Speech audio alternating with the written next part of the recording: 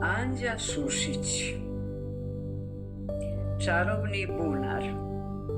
Za konkurs Tajna Andrićeve kutije. Pomerajući ruke lagano prema njenom vratu, vojni je pratio sjaj njenog oka. Tu je pročitao sve.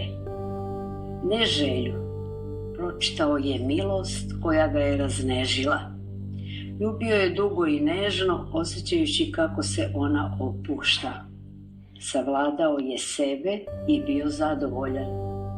Smirujući svoje srce, spontano poljubi njenu ruku, koja je do maločas izgubljeno šetala kroz njegovu kosu. Ona mu prstom pomilova usne i posla poljubac u oko. Spustili su se u grad.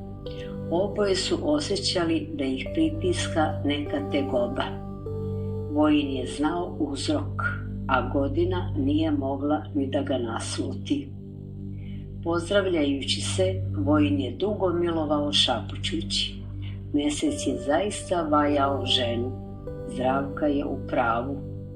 Žena je nadzemaljsko biće, blisko Bogu. Mnogo te volim. Vojinu mimo volje izleteše te reči.